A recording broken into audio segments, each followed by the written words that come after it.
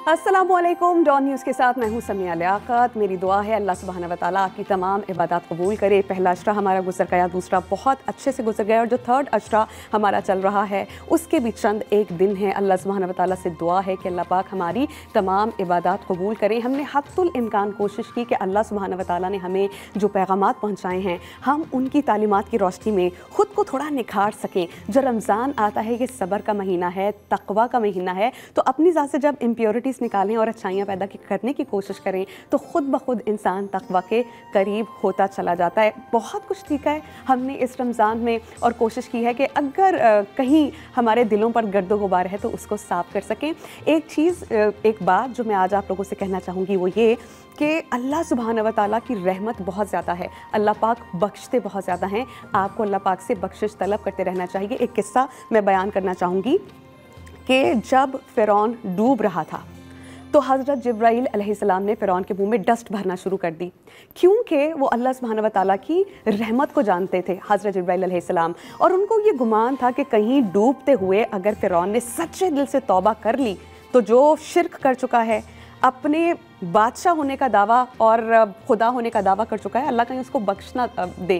फिर हज़रत जिब्राईल अलैहिस्सलाम जब अल्लाह पाक के पास गए तो अल्लाह सुब्हाना व तआला कहते हैं हज़रत जिब्राईल अलैहिस्सलाम ने कि आप उसके मुंह में डस्ट भर रहे थे, अगर वो दिल से भी तौबा करते कि आप मुझे नहीं जानते मैं तब भी उससे मुआफ़ कर देता। तो फ़िरऔन जैसा शख्स जिसने जुल्म सितम ढाए, जिसने खुदा होने का दावा किया, शिर्क गुनाह कबीरा है, अगर अल्लाह सुब्हाना व तआला फ़िरऔन को मुआफ़ कर सकते हैं, क्योंकि उन्होंने कहा अगर वो माफ़ी तलब करता फ़िरौन तो बख्श देते, तो हमारे गुनाह, बेशक इंसान ख़ता का पुतला, हमसे गुनाह होते रहते हैं, हमारे गुनाह शायद उस जैसे नहीं हैं। तो हत्तुल इम्कान कोशिश की है कि फ़र्स्ट ऑफ़ ऑल अल्लाह पाक की शुक्रगुजारी करता रहें आप सब लोग, और दूसरा ये कि अल्लाह पाक से बख्शिश तलब करते रहा करें। तो आइए अपनी ट्रांसमिशन का हम बाकायदा आगाज़ करते हैं और आज हम आपके दस्तरख़्वान की कैसे रौनक बढ़ाएंगे ये आप जान सकेंगे segment Aftar around the world में।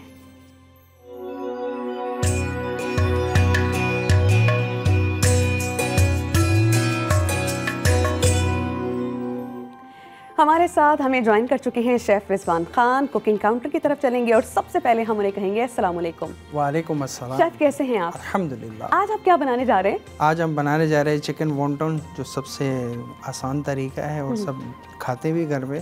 तो ये है चिकन हमारे पास है, ग्रीन ऑनियन है, white paper, black pepper, salt, अंडा और मांडा पट्टी है हमारे पास। तो इसको हम बनाने से पहले स्टार्ट करेंगे। सबसे पहले आप हाथ धोएंगे। शेफ़ को भी याद हो चुका है कि हम कुकिंग करने से पहले अपने हाथ धोते हैं डेटॉल के जर्म डिफेंस फार्मूले से, जो आपको महफूज रखता है 100 बीमारी फैलाने वाले जर्म से, बिल्कुल प्रोटेक्ट करता है। मौसम बदलता है तो कई बीमारियां साथ आती हैं और अगर हम डेटॉल का इस्तेमाल करें तो रोज़ाना की हमारी प्रोटेक्शन हो जाती है। ये हमें 100 बीमारी फैलाने वाले जर्म से महफूज रखता है। शेफ़ अपने हाथ धो चुके हैं और क्विकली इसको साफ़ भी कर रहे हैं। इंग्रेडिएंट्स शेफ़ आपको बता चुके हैं, सबको बहुत पसंद आएंगे। Chicken wonton with chilli garlic sauce. तो शेफ़ सबसे पहले हम क्या करेंगे? मैं जो देख रही हूँ इंग्रेडिएंट्स में हमारे पास जो चिकन है उसका मिंस है हमारे पास, राइट? जी हाँ, चिकन मिंस है हमारे पास। ये तकरीबन 200 ग्राम है हमारे पास।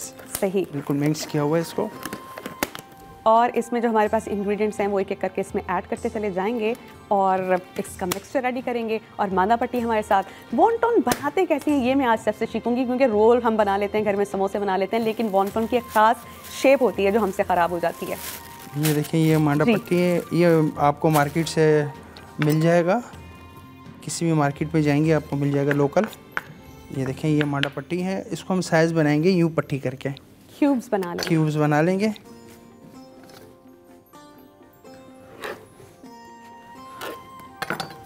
ये क्यूब्स हमने बना लिए, इसको हम रखते हैं। अब हम चाहते हैं नेक्स्ट स्टेप की तरफ।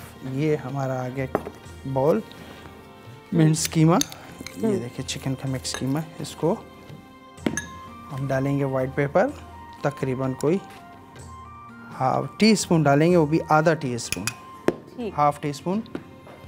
और ब्लैक पेपर ये तकरीबन 1 टीस्पून।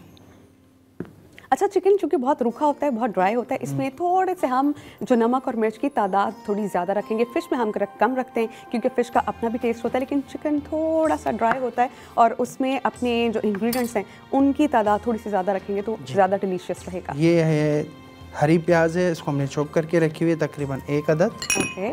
और नमक हस्बे जायका। उसके बाद हमने ये लिया है सोया सॉस। सोया सॉस चूँकि हम ऐड कर रहे हैं, मुझे शेफ़ हमें बता ही रहे थे प्रोग्राम शुरू करने से पहले, जब सोया सॉस ऐड करें तो नमक की मिकदार थोड़ी कम रखते हैं क्योंकि सोया सॉस में सॉल्ट ऑलरेडी एडेड होता है, राइट? जी बिल्कुल, क्योंकि सोया सॉस भी सॉल्ट ही होता है तकरीबन। अब हम इसमें इसमें अंडा ऐड किया हमने तमाम इंग्रेडिएंट्स को मिक्स करना है अब, जो मैं समझ पाई हूँ। जी हाँ, अब इसको मिक्स करेंगे। मिक्स करने के बाद तकरीबन कोई हम इसको 15 से 20 मिनट भी हम रख सकते हैं, लेकिन हमारे पास इतना शॉर्ट टाइम है तो हम इसको 5 मिनट तक इसको हम रखेंगे।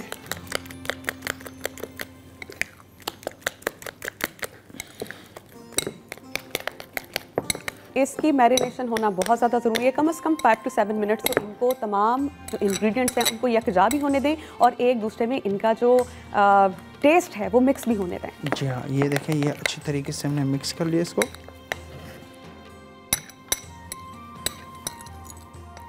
ये मिक्स करने के बाद अब हम एक पट्टी लेते हैं ये देखने के लिए कि ये देखें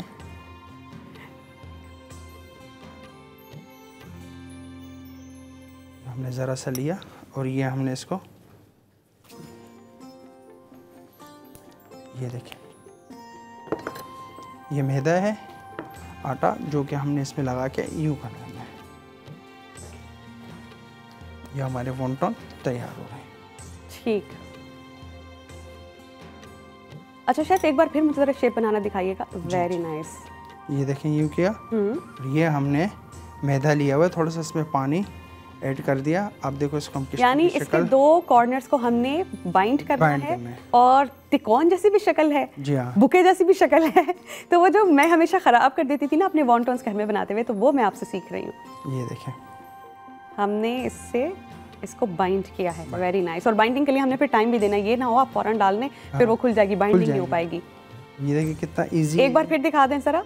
ये देखिए, ये रखा और ये देखिए इसके साथ हमने कोने से कोना मिलाना है, बिल्कुल। ये देखें। ओके, और उसके बाद इसके बाद हमने ये आटा यहाँ पर हमने मलना है इसके, उसके बाद हमने यूँ घुमा लेना है। दोनों कॉर्नर्स को हमने इकट्ठा बना देना है, तो एक बुके जैसी शक्ल से इसकी बन जाएगी। और वॉन्टन जो घर में हम ख़राब कर देते हैं, हाँ। आपका तो मुझे नहीं पता, लेकिन मुझसे अक्सर ख़राब हो जाया करते थे। तो वो ये है कि उसको हमने बनाने के बाद कुछ देर के लिए बाइंडिंग के लिए छोड़ देना है, क्योंकि आपस में ये थोड़े जुड़ जाएंगे, उसके बाद ही आप फ्राई कर सकेंगे। अच्छा शेफ, मुझे बताइए, क्या इनको बाइंड करने के लिए, इसी शेप में रखने के लिए, क्या हम इनको थोड़ी देर के लिए रेफ्रिजरेट कर सकते हैं? जी बिल्कुल कर सकते हैं। जी बिल्कुल कर सकते हैं। जैसे कि हमारे पास अभी टाइम है, डिनर में या लंच में हमारे पास टाइम है, तो हम इसको रख सकते हैं। जब तक ये वॉन्टन्स बना रहे हैं, we will take a very short break. जब तक थोड़ी सी इनकी बाइंडिंग हो जाएगी, फिर आके हम फ्राई करेंगे और आपको दिखाएंगे कि वॉन्टन्स बनते कैसे हैं। तो कीप वॉचिंग रौनक रमज़ान।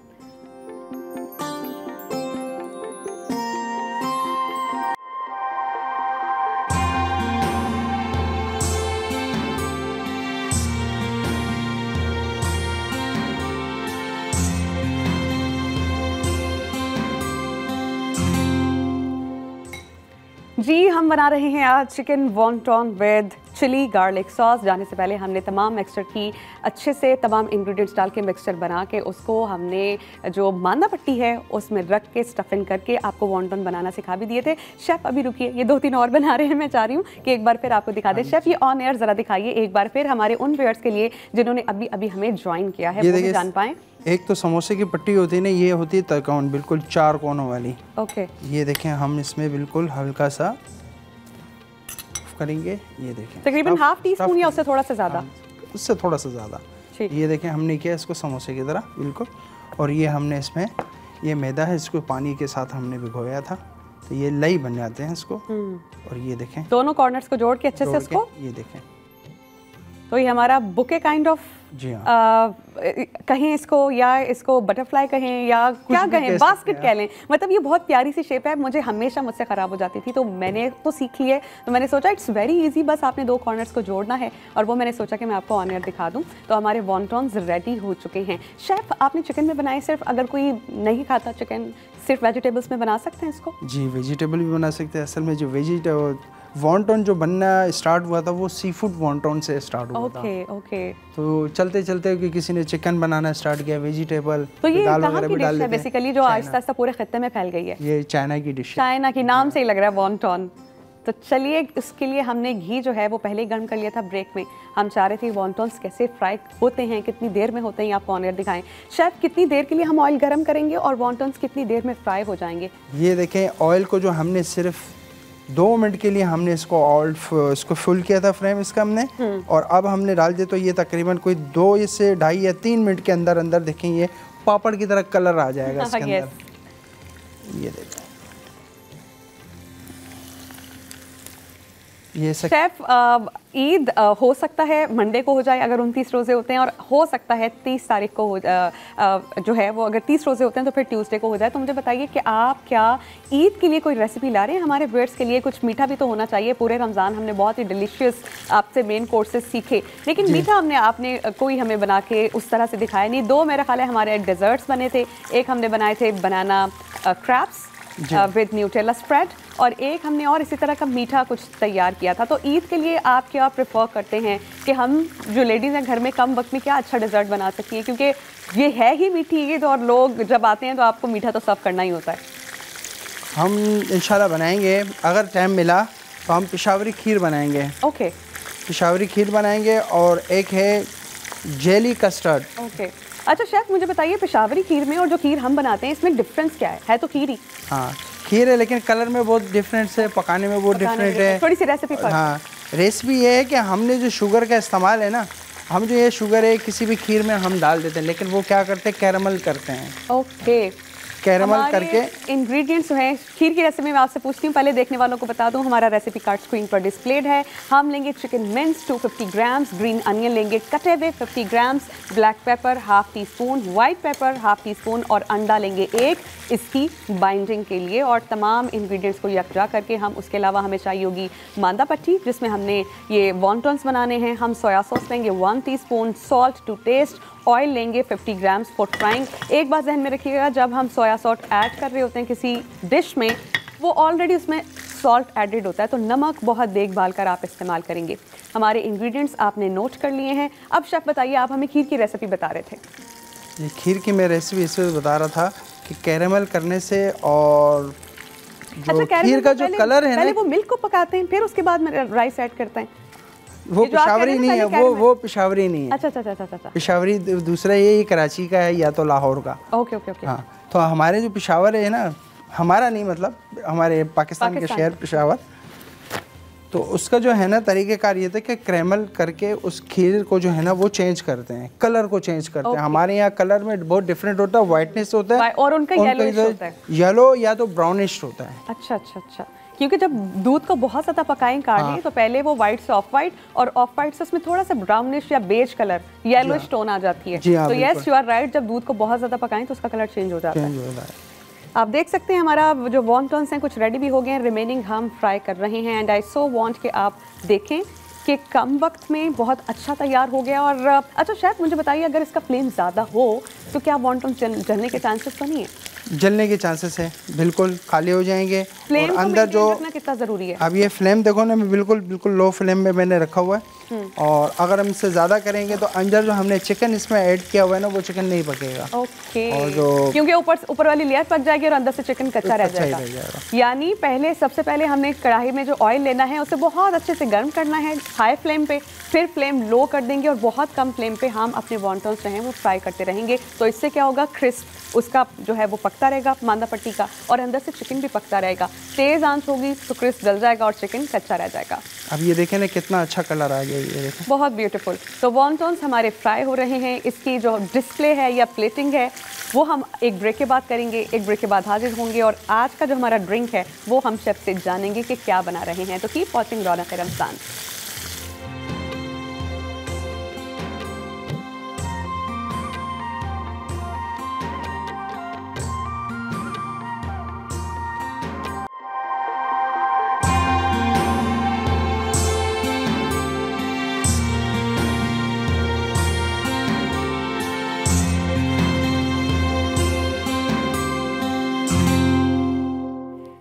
जी, ब्रेक के बाद हम आपको कहेंगे खुशामदीद। हम बना चुके हैं अपने chicken wonton with chilli garlic sauce और अब से कुछ देर में हम करेंगे उसकी खूबसूरत सी प्लेटिंग। आपको बताएंगे कि अच्छे से सर्व करना या प्लेट को खूबसूरत दिलकश बनाना भी कितना इंपॉर्टेंट होता है। It's also an art.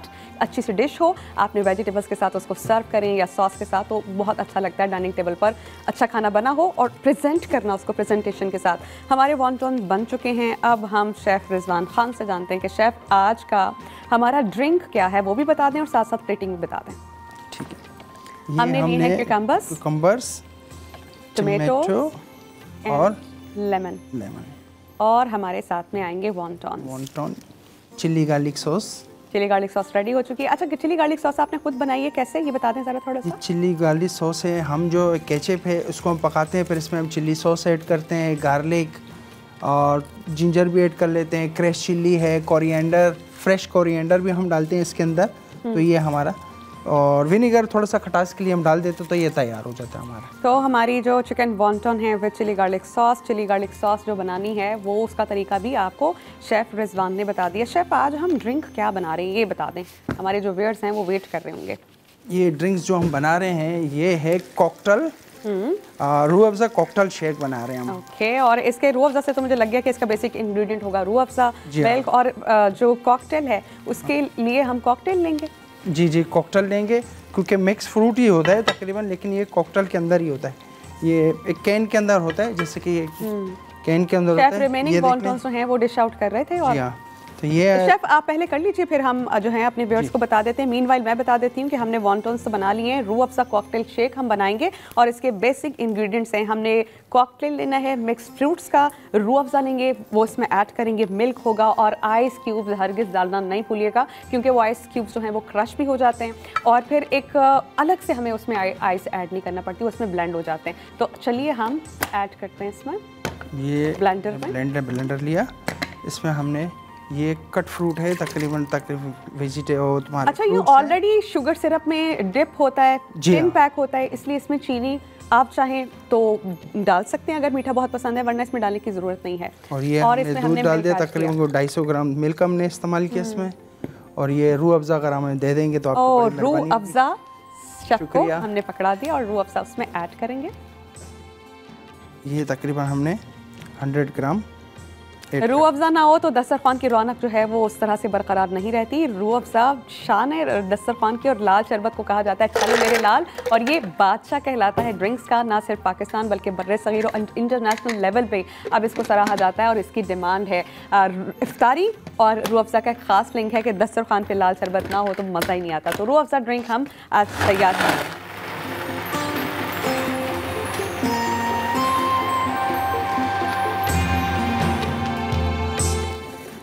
हमारा Rooh Afza cocktail shake ready हो गया। आपसे कुछ देर बाद हम स्क्रीन पे इसके जो इंग्रेडिएंट हैं वो भी डिस्प्ले करेंगे। अगर कुछ आपसे मिस हो जाए तो आप नोट कर सकते हैं। जी, हमने तमाम चीज़ें ऐड की। इंग्रेडिएंट्स रेसिपी कार्ड आप नोट कर सकते हैं। रूह अफ़ज़ा लेंगे 50 ग्राम्स, मिल्क लेंगे हम 250 या 100 ग्राम्स, मिक्स फ्रूट का हमारे पास होना चाहिए कॉकटेल 300 ग्राम्स, कोई सा भी स्मॉलेस्ट आप टिन ले सकते हैं, आइस क्यूब होने चाहिए एज रिक्वायर्ड। फिर इसकी अच्छी सी ब्लेंडिंग करें और आज का हमारा ड्रिंक भी रेडी है, रूह अफ़ज़ा कॉकटेल शेक। और आज का हमारा जो वॉन्टॉन्स हैं चिकन वॉन्टॉन वो भी रेडी हैं। शेफ़, मुझे आप बताइए, आपने कहा था वॉन्टॉन बनते ही सी फूड से हैं, तो जो मैंने सवाल आपके सामने रखा था उसका जवाब हमें नहीं मिला। अगर वेजिटेबल्स इसमें ऐड करना चाहें तो कर सकते हैं? जी बिल्कुल, क्योंकि इसमें कुछ भी कर सकते हैं। जैसे कि हम इसमें वेजिटेबल समोसा भी हम इसी भट्टी में ही बनाते हैं। ओके, ठीक है ना, स्मॉल साइज में जो बनते हैं, कीमे के समोसे भी बनते हैं, चिकन के भी बनते हैं, तो तकरीबन चीज़ें इसमें जो है ना हम बना सकते हैं। और आपने कहा कि चाइनीज़ डिश है, सी फूड से इसका आगाज़ हुआ था, तो जो सी फूड लवर्स हैं वो अगर फ़िश का मिंस लें और वो इसमें डाल के बनाएं तो ये हमारा रेडी हो जाएगा। हमारा आज मेन कोर्स और ड्रिंक रेडी हो चुका है। शेफ़ रिजवान खान को कहेंगे हम थैंक यू सो मच कि वो आए और उन्होंने मज़ेदार डिलीशियस रेसिपीज़ हमें सिखाई थ्रू आउट द मंथ। यहाँ पे हम एक ब्रेक लेंगे, ब्रेक के बाद जब आपकी खिदमत में हाजिर होंगे तो आज के अहम टॉपिक पर कि मियाँ बीवी का ताल्लुक़ कितना इम्पॉर्टेंट है, इन दोनों के एक दूसरे पर हुकूक क्या हैं, और एक हेल्दी ताल्लुक जो है वो बच्चों की नशोनुमा के लिए कितना इम्पॉर्टेंट है, और इस्लाम ने क्या रूल्स एंड रेगुलेशंस मुतय्यन किए हैं, ये सब आप जान सकेंगे एक ब्रेक के बाद। Keep watching Raunak Ramzan.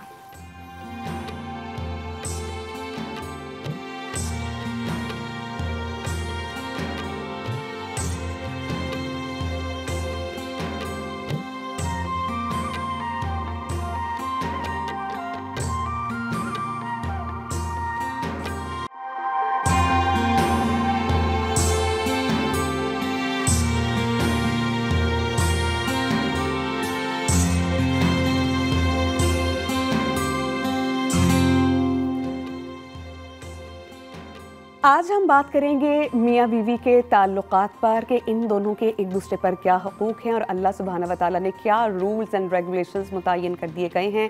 ये आप सब पर वाज़ेह रहे कि इस्लाम वो वाहिद मज़हब था भी और है भी जिसमें निकाह का हक़ दिया गया है। बीवी के हुकूक अलग से मुतय्यन कर दिए गए हैं और शौहर के हुकूक अलग से मुतय्यन कर दिए गए हैं और दोनों को साथ चलना इन दोनों का बहुत ज़रूरी है। अल्लाह रब्बुल इज़्ज़त ने सबसे पहला रिश्ता जो इस कायनात में, जो इस दुनिया में बनाया था, वो था मियाँ बीवी का। बाकी सारे रिश्ते इससे बाद में बने। मियाँ बीवी का रिश्ता एक ऐसा रिश्ता है, वाहिद रिश्ता है जिसको अल्लाह सुब्हाना व तआला ने अपनी निशानी कहा।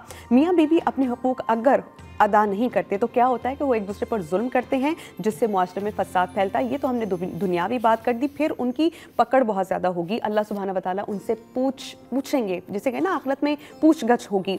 मियाँ बीवी को एक दूसरे की राहत, एक दूसरे की खुशी के लिए बनाया गया है। एक दूसरे का कुरान पाक में इनको लिबास करार दिया गया है। जिस तरह एक इंसान लिबास में महफूज होता है, इसी तरह मियाँ बीवी एक दूसरे के लिए महफूज पनाहगाह बनाए गए हैं।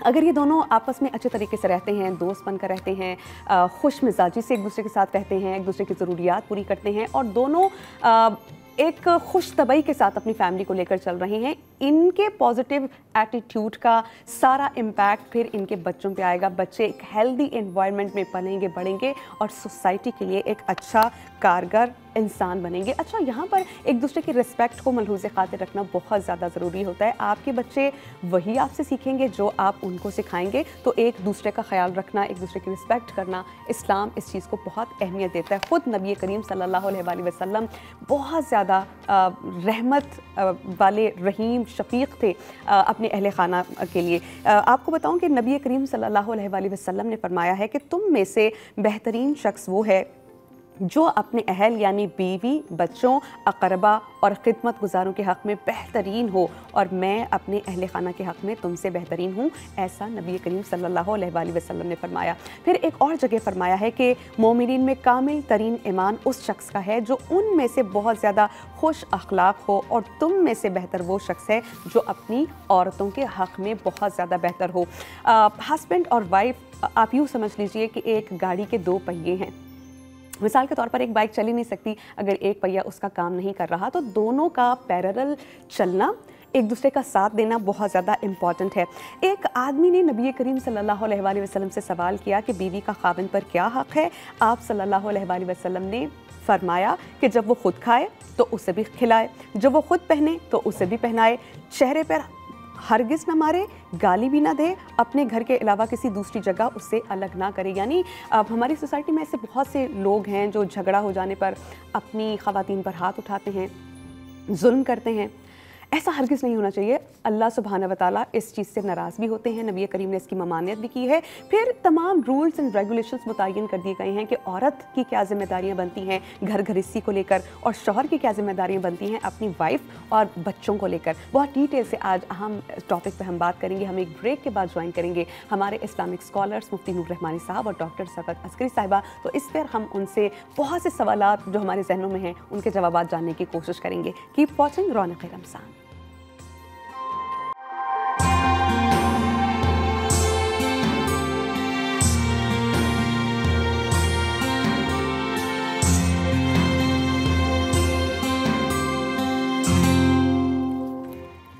आज हम बात कर रहे हैं मियाँ बीवी के ताल्लुक़ पर कि ये ताल्लुक़ किस कदर खूबसूरत है और इस ताल्लुक़ को ज़्यादा खूबसूरत चीज़ क्या बनाती है।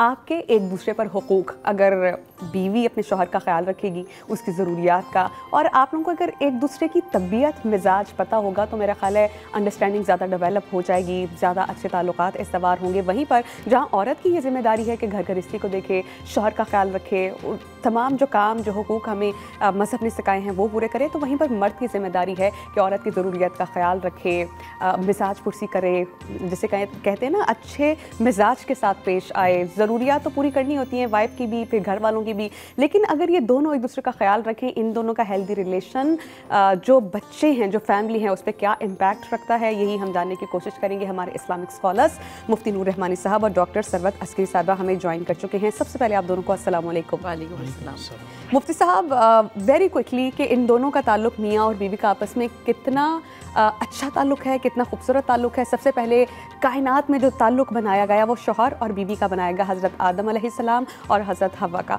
तो शरीयत में शौहर के क्या हुकूक हैं और बीवी के क्या हुकूक हैं, और अगर एक दूसरे के हुकूक के दो पूरे करते रहें, फैमिली कितनी हेल्दी होगी, सोसाइटी कितनी अच्छी होगी। नहमदु व नसल्ली अला रसूलिहिल करीम, अम्मा बाद, फ़अऊज़ु बिल्लाहि मिनश शैतानिर रजीम, बिस्मिल्लाहिर रहमानिर रहीम। क़ाल अल्लाहु तआला फ़िल क़ुरआनिल मजीद वल फ़ुरक़ानिल हमीद, हुन्ना लिबासुल लकुम व अंतुम लिबासुल लहुन्ना, व क़ाल लितस्कुनु इलैहा, सदक़ल्लाहुल अज़ीम व सदक़ रसूलुहुन नबियुल करीम। तमाम तारीफ़ें अल्लाह सुब्हानहु व तआला के लिए और दुरूद व सलाम अल्लाह के रसूल हम सब के आका हुज़ूर मोहम्मद मुस्तफ़ा सल्लल्लाहु अलैहि वसल्लम। क़ुरान मजीद फ़ुरक़ान हमीद वो किताब है जो तमाम इंसानियत और बिलख़ुसूस मुआशरे के हवाले से बात करती है। मुआशरे की जो बुनियादी इकाई है वो है मियाँ बीवी। मियाँ बीवी के हवाले से क़ुरान मजीद सूरह बक़रा में अल्लाह शाह फरमाते हैं, हुन्ना लिबासुल लकुम व अंतुम लिबासुल लहुन्ना। मर्द औरत के लिए लिबास है और औरत मर्द के लिए लिबास है। आप जहन में रखें कि लिबास वो होता है कि जो, जैसे मैंने ये लिबास पहना है, खुदा खासा अंदर मेरे ज़ख़म है या कोई भी मामला है, तो ये जो लिबास होता है एक ज़ख़म को, बीमारी को, ऐब को, बुराई को छुपा लेता है। सेकंड ये कि खुशनुमा करता है। थर्ड ये कि आपको सर्दी और गर्मी से बचाता है, मौसम की सख्ती से बचाता है। तो मियाँ बीवी कुरान ये कहता है कि एक दूसरे का लिबास है, एक दूसरे की बुराई को लोगों में छुपा के रखें, ऐबों को लोगों में एक दूसरे के उछाले नहीं, ऐबों को छुपा के रखें, और ज़माने की सख्ती से, ज़माने की जो गर्मी से, ज़माने की तपिश से एक दूसरे को महफूज रखें। हमारी ये होता है गलती के साथ कि बहुत ज़्यादा कि लड़का अपनी बीवी की सारी गलतियाँ लोगों में बताना शुरू कर देता है और लड़की अपने शौहर की सारी बुराइयाँ दूसरों में बताना शुरू कर देते हैं, और इस तरह पे एक दूसरे की नफ़रत ख़ानदानों में मियाँ बीवी ही डाल देते हैं। कुरान मजीद फ़ुरक़ान हमीद ने कहा कि अगर कमरे की बात कमरे में रहेगी, चार दीवारी में रहेगी, तो इंशाअल्लाह वो मोहब्बत का दामन रहेगा। सेकंड है कि कुरान ने कहा लितस्कुनु इलैहा, मियाँ बीवी वो होते हैं जो ज़हनी, क़ल्बी, फ़िक्री एक दूसरे को सुकून का बाइस बने। बिल्कुल ऐसे नबी पाक सल्लल्लाहु अलैहि वसल्लम घर में तशरीफ़ लाते थे। अम्मा आयशा फरमाती है, दक़्क़ल बाब, हुज़ूर दरवाज़ा नॉक करते, मैं पूछती बन, तो हुज़ूर की आवाज़ आती, वो इतनी मीठी आवाज़ होती मोहम्मद सल्लल्लाहु अलैहि वसल्लम कि मैं सुनते ही खुशी का मेरा चेहरा लाल हो जाता। जब भी अम्मा आयशा को हुमैरा भी कहते थे, हुज़ूर इनके चेहरा मुबारक लाल हो जाता, और जब हुज़ूर दाखिल होते चेहरे मुबारक पे इतनी प्यारी तबस्सुम, मुस्कुराहट होती। सलाम कहती कि मैं पूरे दिन की थकावट हुज़ूर का चेहरा देख के ही दूर हो जाती और मैं सुकून में आ जाती। तो ये मियाँ बीवी का रिश्ता है। आपा, औरत को अपने शौहर की अताअत के बारे में क्या हुक्म दिया गया है? क्योंकि अगर मर्द पर ये ज़िम्मेदारी आयद है कि वो औरत का ख्याल रखे, उसकी ज़रूरियात का, उसके मूड का, कभी तबीयत ठीक है, कभी ठीक नहीं है, अगर शौहर ख्याल रख सकता है तो बीवी को क्या हुक्म है? बिस्मिल्लाहिर्रहमानिर्रहीम, अस्सलाम वालेकुम। परवरदिगार आलम हम सबको माह रमज़ान मुबारक की बरकतें और रहमतें और सादतें अता फ़रमाए, आमीन सुम्मा आमीन। और माह रमज़ान मुबारक ख़त्मुल क़रीब है, और मेरी दुआ है आप सब के लिए कि परवरदिगार आलम हम सबको इस माह मुबारक में बख्शा हुआ करार दे दे, आमीन सुम्मा आमीन या रब्बुल आलमीन। और आपका सवाल बड़ा खूबसूरत है, इसलिए कि मुफ्ती साहब ने जैसा कि इरशाद फरमाया कि कुरान मजीद में इरशाद हो रहा है कि लिबास से ताबीर किया गया औरत और मर्द को, एक दूसरे, यानी औरत मर्द के लिए लिबास की हैसियत रखती है, मर्द औरत के लिए लिबास की हैसियत रखता है। तो लिबास वो होता है जो कि जिस्म से कभी जुदा ही नहीं होता है, तो और लिबास के अंदर सारे ऐब छुप जाते हैं। तो परवरदिगार आलम हम सबको तौफीक अता फरमाए कि हम अपने स्पाउस की, यानी अगर मर्द है तो वो औरत की, और अगर औरत है तो वो मर्द के तमाम तर ऐबों को छुपा ले।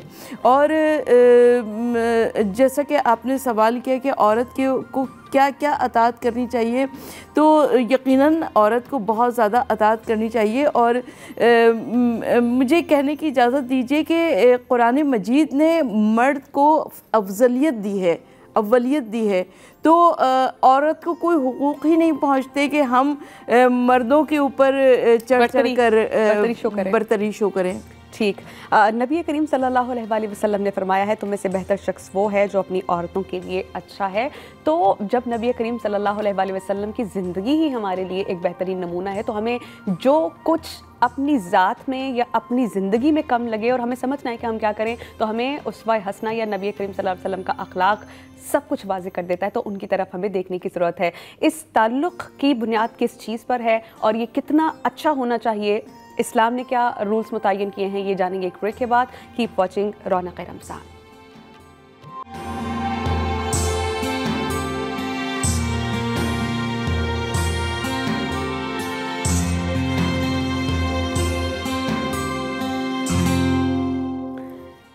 नबी करीम सल्लल्लाहु अलैहि वसल्लम ने इरशाद फरमाया है कि एक दिनार वो है जो तुमने अल्लाह सुब्हानहू व तआला की राह में खर्च किया, एक दिनार वो है जिसके ज़रिए तुमने कोई ग़ुलाम आज़ाद कर दिया, और एक दिनार वो है जिससे तुमने किसी मस्कीन को सदक़े के तौर पर दिया, और एक दिनार वो है जो तुमने अपनी बीवी पर खर्च किया। तो इनमें से सबसे ज़्यादा सवाब उस दिनार पर मिलेगा जो तुमने अपनी बीवी पर खर्च किया है। तो इस्लाम हमें वाज़ेह कर देता है कि हमने एक दूसरे के साथ किस तरह अपने ताल्लुक़ को निभाना है, ख़याल रखना है तो किस तरह रखना है, क्योंकि दोनों अगर हमदर्दी का, सब्र का दामन हाथ से ना छोड़ें, एक दूसरों की खुशियों का ख्याल रखें, तो बहुत ही जो घराना है वो खुशियों भरा होगा। हमारे साथ इस्लामिक स्कॉलर्स हैं, मैं उनसे जानने की कोशिश करूँगी। मुफ्ती साहब, आजकल सब्र व तहम्मुल से काम कम लिया जाता है, और अगर औरत थोड़ी ख़ुद कमाने की तरफ उसने शुरू कर दिया, ख़ुद कमाना, तो उसकी डिपेंडेंसी अपने शौहर पे कम हो गई है। क्या ये वजह हम ये समझें कि, या हम इसे समझें कि अदम बर्दाश्त है? आजकल घर उस तरह से जुड़े रहते नहीं जिस तरह से पहले रहा करते थे। बिस्मिल्लाहिर्रहमानिर्रहीम। उसकी सबसे बड़ी वजह दीन मुबीन से वाक़फ़ियत का ना होना, दीन का इल्म ना होना। देखिए, मैं आपको पहले भी अर्ज़ कर चुका हूँ कि दीन सिर्फ नमाज, रोज़ा, ज़कात का नाम नहीं है, बल्कि दीन के अंदर तमाम शोबे-ए-जात। दीन है system of life, code of life गुजारने के जो उसूल हैं वो हमें कुरान और हदीस से मिला। अल्लाह के नबी सल्लल्लाहु अलैहि वसल्लम का इरशाद करामी है कि एक औरत इस हाल में इंतकाल करती है कि उसका शौहर उससे राज़ी है। मफ़हूम हदीस है कि उसका एक कदम ज़मीन में, अगला कदम जन्नत के अंदर है। अब अंदाज़ा कीजिए। और एक आदमी वो है जो हुज़ूर ने फरमाया खैरुकुम, तुम में से बेहतरीन वो है, तुम में से बेहतरीन वो है। साहब ने पूछा अय्यु या रसूल अल्लाह, कौन बेहतरीन? फरमाया लि अहलिही, जो अपने घरवाली के लिए बेहतर है वो सबसे बेहतर है। आपने फरमाया अना लहा, और मैं अपने घर वालों के लिए बेहतर हूँ। दूसरी बात यह है कि तरबियत का ना होना। हमारे एक जो बड़ा एक अहम मसला ये है, हमारे यहाँ तालीम पे बहुत ज़्यादा तवज्जो दी जाती है, मगर जिसे हम उर्दू में एक लफ्ज़ कहते हैं घर गृहस्थी, तहज़ीब, तरबियत, सब्र, अदम बर्दाश्त की तमाम चीज़ें होती हैं जो एक माँ अपनी बेटी को सिखाती। बहुत माज़रत के साथ, अगर बच्ची शादी के बाद भी अपने ससुराल को अपना घर ना समझे और अपनी वालदा से डिक्टेशन लेती रहे, तो मैं समझता हूँ कि वो बिगाड़ का सबब बनता है।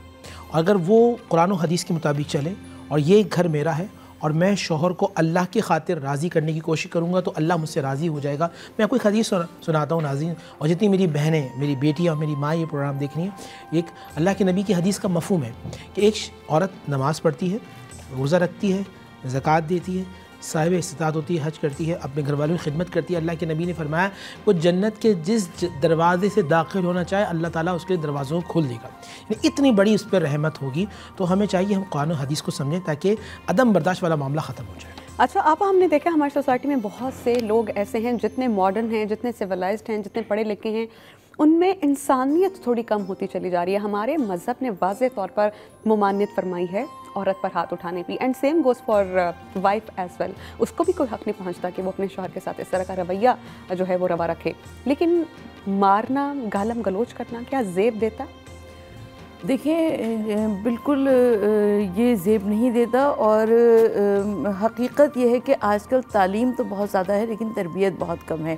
और जब तरबियत कम होती है तो देखिए, शादी ब्याह कोई ड्रामे का सीन नहीं है कि हमने अच्छा अच्छा खाया और अच्छा अच्छा सो गए और अच्छी बातें, सारी अच्छी अच्छी चीज़ें, बल्कि इसके अंदर ज़िंदगी पन्हा होती है और नशेब व फराज भी आते हैं, परेशानियाँ भी आती हैं। तो अगर दोनों मियाँ बीवी में ज़ौजैन की बात करूँगी कि अगर वो निभाने पर तैयार होते हैं और तरबियत का फ़ुक़दान मैं बहुत ज़्यादा कहूँगी, इसलिए कि जो उनकी तरबियत करने वाले उन्हीं की तरबियत नहीं हुई है। मुफ्ती साहब, आजकल डाइवोर्स बहुत आम होती चली जा रही है कि हर किसी को लगता है कि हमें बेहतर ज़िंदगी गुजारने का हक़ है, लेकिन यहाँ पर कहीं ना कहीं बच्चे डिस्टर्ब हो रहे होते हैं। अगर एक बच्चे के ऊपर ये इम्पैक्ट आएगा कि माँ अलग रह रही है, बाप अलग रह रहा है, दोनों में नाचाकी देखते हुए वो बड़ा हुआ है, क्या वो एक नॉर्मल शख्स रहेगा और क्या वो सोसाइटी के लिए एक सेहतमंद शख्स साबित होगा? देखिए, कुरान मजीद फ़ुरक़ान हमीद में बात की, इन खित्म शिक़ाक़ बैनिहिमा फ़बअसू हक़्क़म मिन आलिही व हक़्क़म मिन आलिहा। जब झगड़े की नौबत आए तो कुछ मुनसिफ़ या इंसाफ करने वाले लड़के की तरफ से हों और कुछ लड़की की तरफ से हों, और वो बैठ कर माँ बहन यानी दोनों के दरमियान मोहब्बत और प्यार की बात करें और जोड़ने की बात करें, तो अल्लाह ताला ऐसी बात को मोहब्बत में जोड़ देगा और दिलों को अल्लाह सुब्हानहू व तआला जोड़ देगा। अब मसला ये होता है, हमारे यहाँ जोड़ने वालों से ज़्यादा तोड़ने वाले होते हैं, अलग करने वाले होते हैं। हाँ बस अब ख़त्म कर दो, हाँ आप तोड़ दो। तो मियाँ बीवी को समझाया जाए, मगर मैं वो बात फिर अर्ज़ करूँगा जिस तरह भी आपा ने भी कहा कि हमारे यहाँ तरबियत का बहुत ज़्यादा फ़ुक़दान है। शादी से पहले मैं समझता हूँ कि लड़का और लड़की की बाकायदा तरबियत की जाए, उनकी काउंसलिंग की जाए।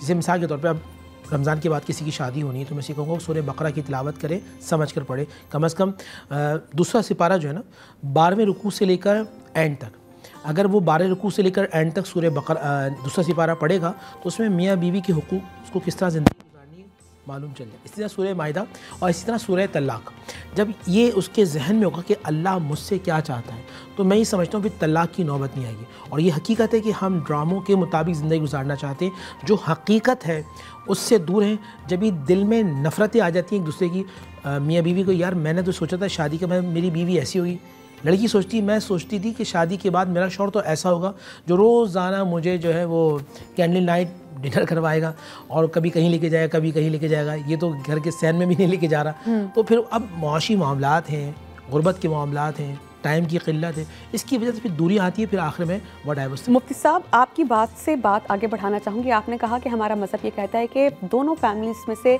दोनों तरफ से बड़े लोग बैठें और वो मियाँ बीवी के ताल्लुक़ को जोड़ें, लेकिन मैं बहुत कहना चाहिए कि नहीं कहना चाहिए, लेकिन हमारी सोसाइटी में बहुत से ऐसे लोग हैं जिनको मज़ा आता है मज़ीद काम ख़राब होता हुआ देखकर। हाँ, मैं ये लफ्ज़ इस्तेमाल नहीं करना चाह रही थी, जिन्हें कहा ना कि अल्लाह पाक ने फ़साद से मना फरमाया, लेकिन बहुत से लोग इंजॉय करते हैं। चूँकि दोनों फ़रीक़ैन नहीं बैठे, आपने ज़िम्मेदारी किसी तीसरे शख्स को दी है, वो तीसरे शख्स को इनकी भी वीकनेस पता है, उनकी भी वीकनेस पता है, और बीच में अगर वही शख्स मज़ीद काम ख़राब कर दें तो क्या वही है उसके बारे में? एक बात याद रखिएगा, जो अल्लाह के लिए जोड़ने वाला है वो अल्लाह के करीब है, और जो तोड़ने वाला है, जो जुदा करने वाला है, दो मुसलमान ख़ानदानों में नफरत डालने वाला है, वो जहन्नुम के करीब है, अल्लाह से दूर। इससे बड़ी वईद क्या होगी कि कल क़यामत के दिन अल्लाह सुब्हानहू व तआला उस पर अपनी रहमत की नज़र नहीं डालेगा।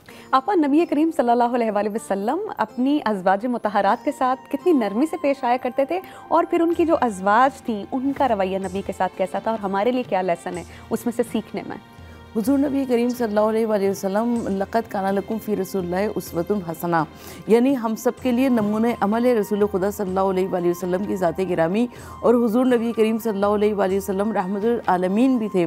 तो आका सल्लल्लाहु अलैहि वसल्लम इस तरीक़े से अपने घरों के अंदर दाखिल हुआ करते थे, और आका सल्लल्लाहु अलैहि वसल्लम का वो तर्ज़ अमल था अपनी अज़वाज मुतहरात के साथ कि जिसकी नज़ीर तारीख़ आलम पेश करने से कासिर है। और अज़वाज मुतहरात भी हुज़ूर नबी करीम सल्लल्लाहु अलैहि वसल्लम का मर्तबा जानती थी, मकाम जानती थी। तो अगर औरत मर्द का मकाम और मर्तबा जाने और मर्द औरत को एक लिबास के तौर पर ले तो कभी भी घर में कोई परेशानी शकरंजी आ ही नहीं सकती। मुफ्ती साहब, ये थोड़ा सा कंट्रोवर्शियल सवाल है, मैं चाहूँगी बहुत मुस्बत और अच्छे तरीके से मुझ पर वाज़े कीजिएगा। बहुत से लोग ख्वाहिश रखते हैं कि वो एक से ज़ायद शादियाँ करें, लेकिन अगर हम नबी करीम सल्लल्लाहु अलैहि वसल्लम की ज़िंदगी देखें तो जब तक हज़रत खदीजा रज़ी अल्लाह ताला अन्हा हयात थी, नबी करीम सल्लल्लाहु अलैहि वसल्लम ने दूसरी शादी नहीं की। तो अल्लाह सुब्हानहू व तआला ने उनको शादी करने के लिए जो अहकामात दिए थे, हम वो अहकामात, वो वजूहात, वो मकासद तो नज़रअंदाज कर देते हैं, लेकिन हम फिर काउंटिंग हो रही होती है कि 2 जायज़ हैं, 3 जायज़ हैं, 4 जायज़, 4 कर सकते हैं, 4 ना हुई तो 3 तो कर लूँगा, 3 ना हुई तो 2 तो मैं ज़रूर कर लूँगा। तो जो मकासद नबी करीम सल्लल्लाहु अलैहि वसल्लम को सौंपे थे, उन पर नज़र रखना हमारे लिए कितना ज़रूरी है? बिस्मिल्लाह, कोई कंट्रोवर्शियल सवाल नहीं है, ये वैड सवाल है। एक तबका वो है जो मखसूस जहन का है, वो इस बात पे उकसारा होता है, लफ्ज़ इस्तेमाल करूँगा, उकसारा होता है कि मैंने वो इसको कर मैं लें। आपको बात टोकना चाहूंगी, कंट्रोवर्शियल मैंने इसलिए कहा कि हर कोई फिर अपनी अपनी फहम और सोच के मुताबिक उस जवाब को एक देता वो है कि जो उकसारा होता है कि नहीं जी 2 करो 3 करो, कुरान में 4 करो, और एक तबका वो है जो मनाही कर रहा होता है। देखिए कुरान मजीद फुरकान हमीद का मिजाज समझिए। ये आयत उस वक्त नाजिल हुई कि मसना व सुलासा व रुबा, जब जंग व क़िताल ज़्यादा हो रहे थे, लोग कसी तादाद में शहीद हो रहे थे, उनकी जो बीवियाँ थीं जो वो बेवा हो रही थी, और फिर बच्चे भी थे यतीम, उनके बच्चे थे, बच्चों की कफालत के लिए कहा गया था मसना सुलासा रुबा, 2 करो 3 करो 4 करो। जहन में रखिएगा नबी पाक सल्लल्लाहु अलैहि वसल्लम ने अपनी ज़िंदगी का जो एक बहुत बड़ा हिस्सा था वो अम्मा खदीजा रज़ियल्लाहु तआला के साथ 25 साल का अर्सा गुजारा, और मौला कायनात सैयद अली शेर खुदा ने अपनी ज़िंदगी का एक बड़ा हिस्सा बीबी फातिमा रज़ियल्लाहु तआला के साथ गुजारा, और गालिबन उम्मुल बनीन के बाद कई साल के बाद, गालिबन याद तो नहीं, 20 से 25 साल के बाद फिर आपने अक़्द किया। जहन में रखिएगा। तो इजाज़त दी गई है, हुक्म नहीं दिया गया। इजाज़त देना और होता है, हुक्म देना और होता है, यानी पाबंद नहीं किया, पाबंद नहीं किया, पहली बात ही। फिर यार रोका है, रोका इस तरह कि देखो अगर तुम 2 करोगे 3 करोगे 4, फ़इन ख़िफ़्तुम, अगर तुम्हें डर है कि तुम इन दोनों में अदल नहीं कर सकते तो इल्ला फ़वाहिदा, तो बस तुम्हें चाहिए एक करो। बात समझ में आ रही? जैसे मेरे वालिद साहब रहमतुल्लाह के पास एक नौजवान आया, अबू उसको जानते थे, तो कहने लगा हज़रत मैं तुझसे शादी कर लूँ, आपका क्या हुक्म है? अबू ने कहा बेटा अगर मेरा हुक्म होता तो मैं तेरी एक भी करने नहीं देता, तू तो नाअहल आदमी, कट्टू आदमी है। बात समझ में आ रही है? तो हमारे यहाँ मर्द इसको, जो मर्द ये कह रहे हैं मैं 2 कर लूँगा, मैं 3 कर लूँगा, मैं 4 कर लूँगा, कुरान ने इसको रोका है कि भाई अदल ज़रूरत है, जिम्मेदारी शर्त है, अगर अदल नहीं कर सकते तो फिर आप नहीं करें। हम इस पर मज़ीद बात करेंगे लेकिन एक ब्रेक के बाद। Keep watching रौनक-ए-रमज़ान।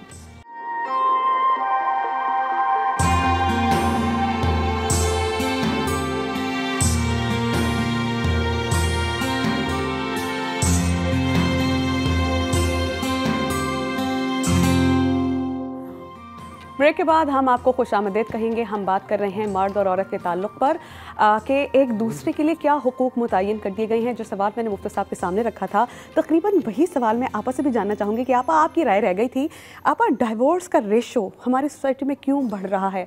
क्या आदमी जुल्म ज़्यादा कर रहा है या औरत थोड़ी ज़्यादा स्टबन हो गई है?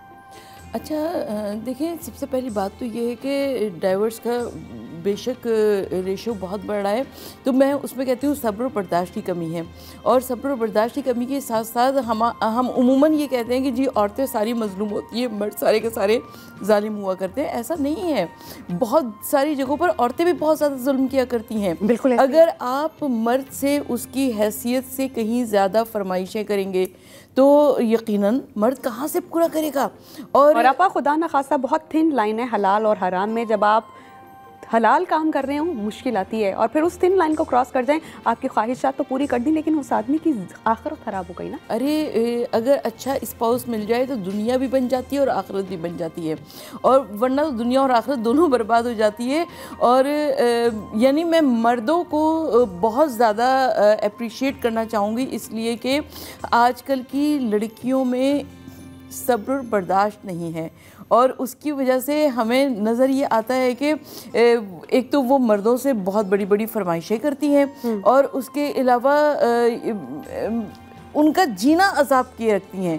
तो उसकी बिना पर हमें मैं हमेशा ये कहती हूँ कि यानी जो कहते हैं कि जी मर्द हाथ उठाता है, अगर औरत की ज़बान ना चले तो मर्द हाथ क्यों उठाए? बिल्कुल बिल्कुल, यानी सबर का दामन हाथ से नहीं छोड़ना चाहिए। मुफ्ती साहब, यहाँ पर मैं दोनों के ऊपर क्या जिम्मेदारी आयद होती है? अगर मर्द की बद अखलाक़ी को औरत बर्दाश्त कर रही है और औरत की बद अखलाक़ी को मर्द बर्दाश्त कर रहा है सिर्फ इसलिए कि कुंबा जुड़ा रहे, बच्चे डिस्टर्ब ना हो, फैमिली डिस्टर्ब ना हो, और अल्लाह पाक राज़ी रहें कि अगर मैं सब्र करूँगा तो मुझे सवाब मिलेगा, तो आखिरत में इन दोनों अशख़ास का अपने अपने सब्र पर अल्लाह के यहाँ क्या मकाम है? देखिए, ये कुरान मजीद फ़ुरक़ान हमीद में इसमें बड़ी वाज़ेह आयात हैं, लेकिन इससे हटकर एक बहैसियत मुआशरे का एक फ़र्द, एक आम न्यूट्रल आदमी की हैसियत से मैं एक बात कर रहा हूँ। अब न्यूट्रल आदमी की हैसियत से अगर इतना ही जुल्म बर्दाश्त करते रहें और औरत ज़िंदगी भर मार कुटाई बर्दाश्त करे, या आदमी ताना ज़िंदगी भर बर्दाश्त करे, तो मैं समझता हूँ नफसियाती हो जाएगा या पागल हो जाएगा, और एक वक्त ऐसा आएगा कि वो मर जाएगा। कुरान मजीद फ़ुरक़ान हमीद ने एक राह दी है, अगर जोड़ नहीं बनता, ज़हनी हम आहंगी नहीं होती, तो फिर कुरान और हदीस के मुताबिक वो लफ्ज़ जो अल्लाह के नज़दीक नापसंदीदा है मगर हलाल है, वह है तलाक। अगर नहीं बनती, मैं ये बात अर्ज़ कर रहा हूँ, नहीं बनती, अगर वो समझते हैं कि एक दूसरे के लिए वो है ही नहीं, और तो फिर कुरान मजीद फ़ुरक़ान हमीद ने कहा अत-तलाक़ु मर्रतान फ़इम्साकुम बिमअरूफ़िन औ तस्रीहुम बिइहसान। हमारे ये तो एक मामला इसमें बड़े झटपट होता है ना। ख़ुसूस में अपने अहनाफ भाइयों से कहूँगा, मैं तुम्हें तलाक देता हूँ, मैं तुम्हें तलाक देता हूँ, मैं तुम्हें तलाक देता हूँ। शरीयत ने इसको नापसंद किया है। तलाक़ हसन, तलाक़ आसन, तलाक़ बिदा। तलाक़ आसन में होगा कि आप नहीं बढ़नी, पहले कोशिश करेंगे 3 महीने एक दूसरे से जुदा हो जाएं, और फिर आप समझते हैं कि नहीं हम एक दूसरे को बर्दाश्त कर लेंगे और ज़िंदगी सुकून से गुजरेगी, तो फिर आप मियाँ बीवी 3 महीने के बाद दोबारा एक हो जाए बगैर कुछ कहे। लेकिन आप समझते हैं अब बनेगी नहीं, तो फिर लफ्ज़ चाहिए एक मरतबा पाकी के अय्याम में आदमी अपनी औरत कहे मैं तुम्हें तलाक देता हूँ, और उसके बाद ना कहे, खामोश हो जाए। 3 महीने गुजरेंगे, 3 महीने गुजरने के बाद रिश्ता ख़त्म हो जाएगा। अगर ये दोबारा रहना चाहेंगे तो रुजू कर लेंगे, इसको कहते हैं तलाक़ रजी, और यानी कि इसमें कोई हलाला कुछ भी नहीं होगा, एक तजदीद निकाह हो जाएगा। 3 महीने के अंदर कर लिया तो ऐसे ही रुजू हो जाएगा, 3 महीने के बाद किया तो तलाक़ रजी होगी, तजदीद निकाह होगा, फिर आपस में रह सकेंगे। अगर आप शरीयत को समझेंगे तो भी मामला होगा। हमारे यहाँ फ़ौरन जो मामला होता है ना, मैं फिर अर्ज़ करूँगा, अगर नहीं बनती, मैंने ऐसे देखा है कि आदमी 50 साल की उम्र में जाके अपनी ज़िंदगी मौत की दुआएं कर रहा होता, नाउज़ुबिल्लाह मिन ज़ालिक माअज़ल्लाह, औरत भी मरने की दुआ कर रही हो, और बच्चे जो पैदा होते हैं और वो जब मियाँ बीवी की रोज़ाना की जंग देखते हैं, उसके बाद वो बच्चे भी नफसियाती हो जाते हैं, वो आगे जाके और मज़ीद ख़ानदानों को बर्बाद कर देते हैं, और फिर उसकी वजह से सोसाइटी ख़राब हो जाती है। आपा, औरतें अपने शौहरों के मातहत हुआ करती हैं, जिस तरह मर्द की ज़िम्मेदारी है कि घर के बाहर जाता है, कमाता है, बच्चों की, बीवी की ज़िम्मेदारी, अहले खाना को पालना पोसना। अब औरत घर में है, घर गृहस्थी को लेके, बच्चों की परवरिश को लेके, और शौहर के हुकूक जो हैं वो उस पर क्या जिम्मेदारियां आयद होती हैं इन तमाम चीज़ों को लेकर? अच्छा देखिए, सबसे पहली बात तो ये कि हमारे यहाँ एक मज़लूम वाला तासुर बहुत ज़्यादा आ जाता है कि घर के अंदर रहना जुल्म है। घर बिल्कुल के नहीं बिल्कुल भी नहीं है, इसलिए कि एक औरत जो कि होम मेकर होती है, मैं वैसे आजकल की बच्ची तो इस्लाम में औरत की सेफ प्लेस उसके घर को करार दिया गया, अमान की जगह कहा गया। बेशक बेशक, और घर जो है यकीनन वो एक अमान की जगह हुआ करता है, और वहाँ पर अगर मर्द आए तो उसे भी ज़हनी सुकून मैसर हो, और औरत भी उस घर को अपने लिए जाए अमान महसूस करती हो।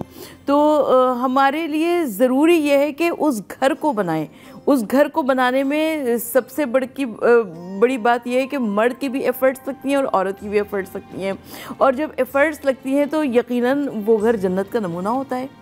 अच्छा मुफ्ती साहब, मैंने ऐसे बहुत से लोग देखे हैं, अगर मिसमैच होता है यहाँ पर, मुझे ऐसा लगता है, ये मेरी ज़ाती राय है, आप भी मुझे इस पर मेरी रहनुमाई कीजिएगा, दोनों का जो एक दूसरे के साथ मैच है प्रॉपर होना कितना ज़रूरी है। अगर कोई बहुत पढ़ी लिखी औरत किसी कम पढ़े लिखे शख्स के साथ ब्याही जाए तो भी बहुत मसाइल होते हैं, और अगर बहुत ज़्यादा पढ़ा लिखा शख्स है और उसकी बीवी उस तरह से ख्वानदा नहीं है, उन दोनों की सोच में, उन दोनों के साथ रहने में और उन दोनों के ताल्लुक़ में बहुत से डिफरेंसेस आ जाते हैं। आदमी शायद औरत को नहीं समझ पाता, औरत आदमी को नहीं समझ पाती, और नाराज़गियाँ और फिर बच्चों के ऊपर उसका इम्पैक्ट आता है। तो आप जब वालिदैन रिश्ता कर रहे हों, तकाबुल का मैच होना कितना इम्पॉर्टेंट है? बहुत ज़रूरी है। लेकिन मैं आपको एक बात अर्ज़ कर दूँ, मैंने बहुत सारे ऐसे लोगों को देखा जो PhD हैं मगर वो अंदर से जाहिल हैं, मास्टर्स हैं मगर वो जाहिल हैं।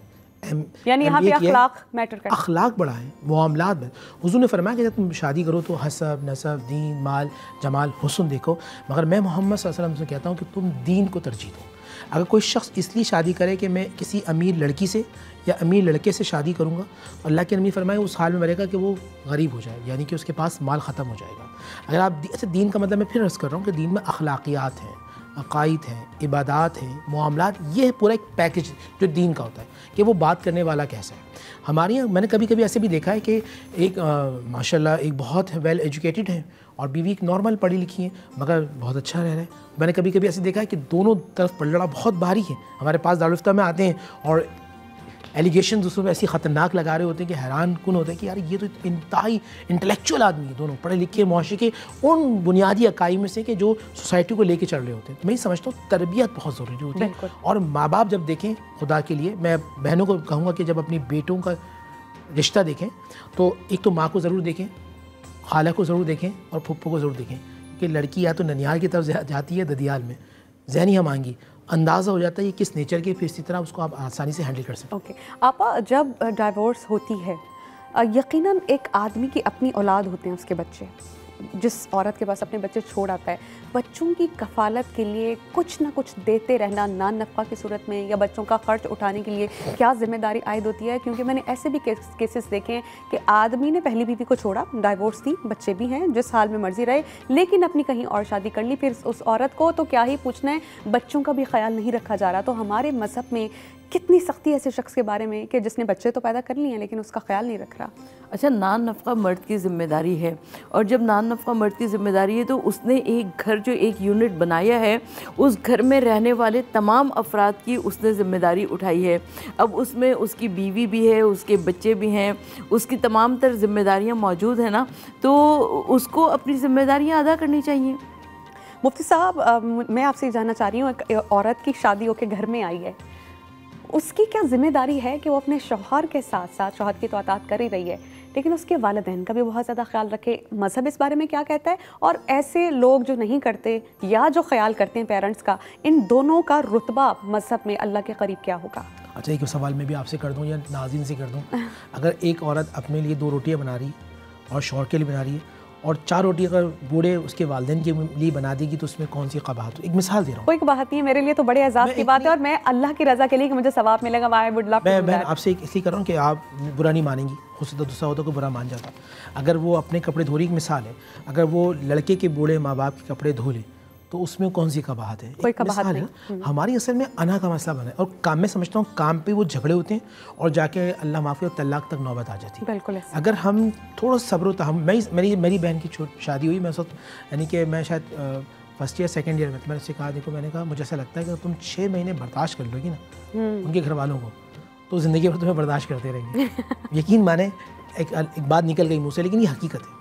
हमारे यहाँ लड़कियाँ जाती हैं, बच्चियाँ जाती हैं, वो उनके वालिदैन भी चाहते हैं कि फ़ौरन घर पे कब्ज़ा हो जाए, वो मल की रानी बन जाए। हर शरीयत ने ये कहा है कि लड़के के माँ बाप की जिम्मेदारी लड़की पर नहीं है, लेकिन अगर वो करे, अखलाकियत पे करे, तो सवाब को ज़रूर होगा। ठीक, सवाब ज़रूर मिलेगा। हम इस खूबसूरत रिश्ते पर, इस रिश्ते का जुड़े रहना, औलाद पर और सोसाइटी पर इसके क्या असरात मुरतब होंगे, और दूसरों के दोनों के एक दूसरे पर ज़ौजियत के क्या हुकूक है, ये हम जानेंगे एक ब्रेक के बाद। Keep watching Raunak Ramzan.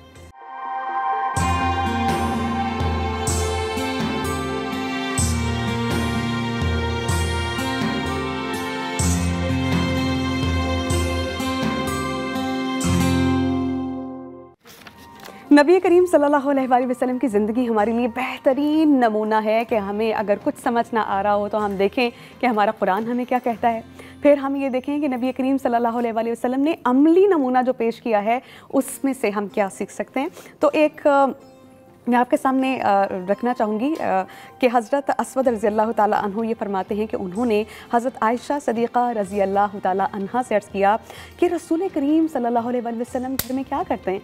तो उन्होंने जवाब दिया कि नबी करीम सल्लल्लाहु अलैहि वसल्लम जब घर पे होते हैं तो कामकाज में मसरूफ़ रहते हैं, और जब नमाज का वक्त होता है तो नमाज के लिए उठ खड़े होते हैं। यानी अगर नबी करीम सल्लल्लाहु अलैहि वसल्लम घर पे हैं तो वो अज़वाज मुतहरात का हाथ बटाते हैं, जिसमें हमारे लिए सीखने के लिए लेसन है कि अगर सारा हफ्ता ख़वातीन घर के कामों में मसरूफ़ रहती हैं और अगर वीकेंड है, आप अगर किचन में जाकर थोड़ा सा उनका हाथ बटा दें तो शायद काम तो वो आपको ना करने दें, लेकिन उनका दिल बहुत खुश हो जाएगा। छोटा छोटा गेस्चर आपके रिश्ते को बहुत ज़्यादा खूबसूरत बनाता है। जब एक ड्रेस आप बना रहे हों तो छोटी छोटी जो डिटेल्स हैं वो उसको मज़ीद इन्हांस और ख़ूबसूरत बनाती हैं। तो यही हमारे घर का भी ताल्लुक़ है। मुफ्ती नूर रहमान साहब, मैं आपसे जानना चाहूँगी, जैसा कि आपने कहा कि अगर कोई औरत अपने शौहर के साथ साथ वालिदैन की अतात करती है तो ये बहुत अच्छी चीज़ है। अब शौहर पे क्या ज़िम्मेदारी आयद होती है औरत को लेके, उसकी ज़रूरियात और ज़िम्मेदारियों को लेके, और अगर शौहर अपनी बीवी को डिसलाइक करता है, उसमें जो अल्लाह सुब्हाना व तआला ने काबिलियत दी है, वो हुस्न हो सकता है, ज़्यादा पढ़ाई हो सकती है, अच्छी जॉब हो सकती है, अगर आप कंपैरिजन करें अपनी वाइफ के साथ अपना, तो आप तो डिस्ट्रॉय कर लेंगे इस ताल्लुक़ को। बिल्कुल ऐसा ही है। देखिए, ज़रूरी कुरान मजीद, फ़ुरक़ान हमीद और अहादीस की रोशनी में 3 चीज़ें हैं: नान, नफ़का, सुकना। नान, नफ़का, सुकना, यानी कि रोटी, कपड़ा और मकान। रोटी से मुराद खाने पीने की तमाम अशिया, ये मर्द की ज़िम्मेदारी है। कपड़ा, ये मर्द की ज़िम्मेदारी है। और इसी तरह रहने के लिए रिहाइश, एक मर्द की ज़िम्मेदारी है कि वो औरत को फ़राहम करे। इसी तरह मर्द को चाहिए कि, अच्छा मैं आपको मिसाल दे दूँ, नबी अलैहिस्सलाम एक दिन अम्मा आयशा से कहते हैं कि आयशा जब तुम नाराज़ होती हो ना तो मुझे मालूम चल जाता है कि तुम नाराज़ हो। तो अम्मा आयशा ने कहा वो कैसे? फरमाया देखो तुम ना हमेशा कहती हो रब्बे मोहम्मद की कसम, रब्बे मोहम्मद की कसम, लेकिन जब तुम कभी नाराज़ होती हो तो कहती हो रब्बे इब्राहिम की कसम। उसमें अम्मा आयशा मुस्कुरा के नहीं रसूलल्लाह आपने ठीक कहा, लेकिन मैं नाराज़ नहीं होती, ज़बान पे तो इब्राहिम होते हैं मगर दिल में मोहम्मद ही होते हैं सल्लल्लाहु अलैहि वसल्लम। ये रिश्ता होता है मियाँ बीवी का, मर्द औरत एक दूसरे की बनाने की जोड़ें। और मैं एक बात कहूँगा, एक आखिरी जुमला मैं कहूँगा, एक होती है लिल्लाहियत, एक होती है अनायत। जिस रिश्ते में लिल्लाहियत होगी वो रिश्ता बनता चला जाएगा, और जिस रिश्ते में अनायत होगी वहाँ कभी अपनायत नहीं होगी। आप वेरी क्विकली, हमारे प्रोग्राम का वक्त खत्म हो जा रहा है, आप इस रिश्ते को मज़ीद खूबसूरत बनाने के लिए क्या मैसेज देना चाहेंगी ज़ौजैन को, शौहर को भी और बीवी को भी? अच्छा, पहली बात तो ये कि शौहर और बीवी को, आपने अभी जैसे पहले सवाल पूछा तो मैं उसमें इतना सा इजाफ़ा करना चाहूँगी कि कफ़ू जो है वो जनाब फ़ातिमा ज़हरा और मौलाए कायनात अली इब्न अबी तालिब अलैहिस्सलाम की जब शादी हुई तो अल्लाह के रसूल सल्लल्लाहु अलैहि वसल्लम आया और देखा कि शहज़ादी कौन है, जनाब फ़ातिमा ज़हरा सलामुल्लाह अलैहा रो रही हैं। तो अल्लाह के रसूल सल्लल्लाहु अलैहि वसल्लम ने फरमाया कि फ़ातिमा अगर अली ना होते तो कोई तुम्हारा कफ़ू ना होता। तो हमको कफ़ू के ऊपर तवज्जो देनी चाहिए और हमको ये सोचना चाहिए कि आखिर किस वजह से ये घर बर्बाद हो रहे हैं और आखिर कौन सी वजूहत हैं। मियाँ बीवी का रिश्ता हुस्न अखलाक, हुस्न मुआशरत, हमदर्दी, इसार, इस तरह के जज्बों का नाम है। अगर किसी से कोई गलती हो जाए तो चश्म पोशी करनी चाहिए, छुपा लेना चाहिए, एक दूसरे के साथ सब्र तहम्मुल के साथ पेश आना चाहिए और दानिशमंदी के साथ एक दूसरे की इस्लाह करनी चाहिए, ना कि एक दूसरे को टॉन्ट करें जिससे आपका आपसी रिश्ता जो है वो ख़राब हो। मियाँ बीवी को चाहिए कि एक दूसरे की ज़रूरियात का ख्याल रखें, और अगर आप एक दूसरे का ख्याल रखेंगे, ताल्लुक़ खुशगवार रहेगा, हेल्दी रहेगा, तो ना सिर्फ आप एक आइडियल फैमिली होंगे बल्कि आपके बच्चों पर भी उसके असरात मुरतब होंगे। एक बच्चा जो साइकोलॉजी के हवाले से साइकोलॉजिकली बहुत हेल्दी होगा, वो सोसाइटी में कितना अच्छे तरीके से, एहसन तरीके से काम किरदार अदा कर सकेगा, और अल्लाह सुब्हाना व तआला आपसे कितना खुश होंगे कि आपने अल्लाह के हुक्म को माना, नबी की अतात की, अपने घर वालों का ख्याल रखा। तो हमारे प्रोग्राम का वक्त ख़त्म हुआ चाहता है। इंशाल्लाह कल एक नए टॉपिक के साथ आपकी खिदमत में हाजिर होंगे।